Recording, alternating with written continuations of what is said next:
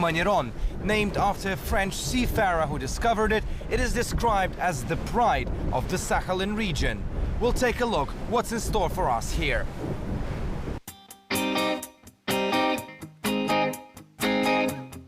Until 2004, the island was part of the border zone and was completely restricted to visitors. Now this picturesque place is open to tourists. Unique plants and animals are its top attraction.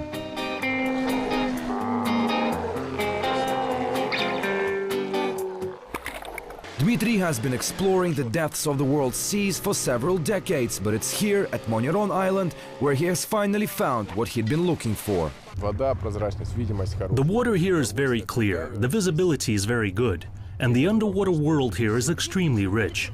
I've been to many diving locations across the planet, including the island of Bali, but Magneron tops my list. While some go to the Sakhalin region to enjoy the sights, others convert the island's nature's riches into a healthy dollar.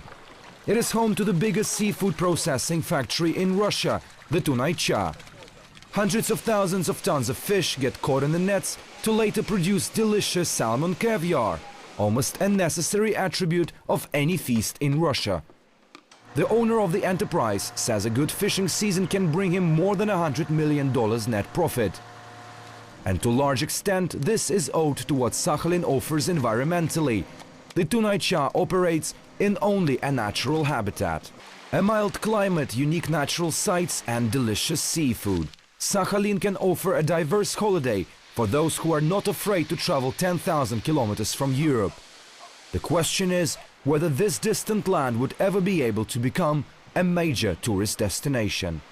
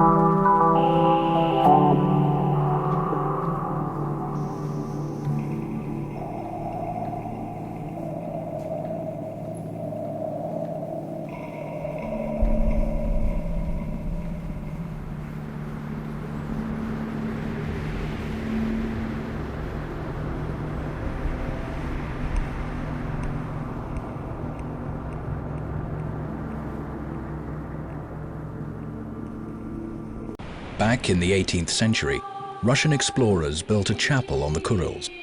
Later, the Japanese tore it down. It was only in the 1990s that the Orthodox Church was restored here. The children among the current congregation were born on the Kurils. The baby boom is the first significant increase in the population of the Kurils in 20 years. The reason is simple. The fate of the Kurils was up in the air after the Soviet Union collapsed. Now locals don't need to worry about the future of their children. Today it's abundantly clear that the islands will continue to be Russian territory. The Orthodox Church on the Kurils was fashioned out of an old meeting hall. Its bells were salvaged from discarded ships.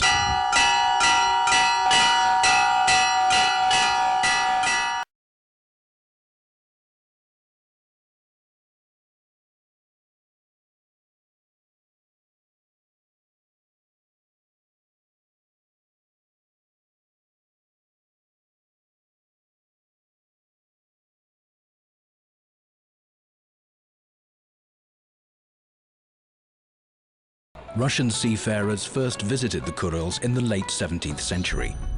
They wrote detailed accounts of their experiences. The Japanese had not settled on the islands at that time.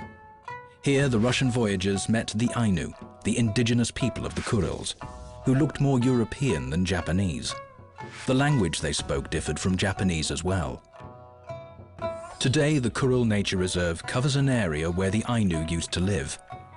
Biologist Irina Nevedomskaya plans new ecologically friendly paths across the island. Each spring she walks the mountainous paths before the arrival of the tourists. Irina takes her 6-year-old daughter Nadia on such expeditions. Conifers means black forest in the Ainu language. There are indeed very many conifers on the island. Generally speaking, most of the place names on the Kuril Islands are not at all of Japanese origin. They are derived from the Ainu language. Even the word Kurils come from that language. The Ainu word kuru means person. Hey, let's get going, my kuru. This place in central Kunashir is called the Dog's Head because of the hill on the horizon. Anyone ascending the slope has to cross over very small ditches. They're reminders of the fortifications that once stood around Ainu settlements. Russian merchants had a long history of trade with the Ainu. After the Japanese seized the islands, the forcible assimilation of the indigenous population began. This is one of the places where Ainu ancestors lived a long time ago. Frankly speaking, nobody knows who those people were, but they are considered to be the Ainu people. They had a fortress on this mountain, and these are the defense fortifications resembling ditches or pits. The Soviet authorities took an earnest view of the need to defend the Kuril Islands. There was a possibility that a military conflict could erupt between the Soviet Union and Japan. Since then, these relics of the Cold War have fallen into decay. Today, they're child's playthings, but in their prime, these tanks were carefully disguised artillery, Residents were not supposed to come anywhere near them. There aren't many Cold War artifacts around here now, though years ago they were scattered all over the seashore. No peace treaty has yet been signed with Japan, and these artifacts serve as a reminder of the fact that there is no war, but there is no peace either. Irina's daughter Nadia was born on the Kuril Islands. In the spring of 2012, Japan's government softened its stance on the Russian islanders. No longer is the presence of Nadia and her fellow residents a case of so-called illegitimate occupation. As for Russia, its position on the Kurils remains unchanged. The outcome of World War II is final and is not subject to revision.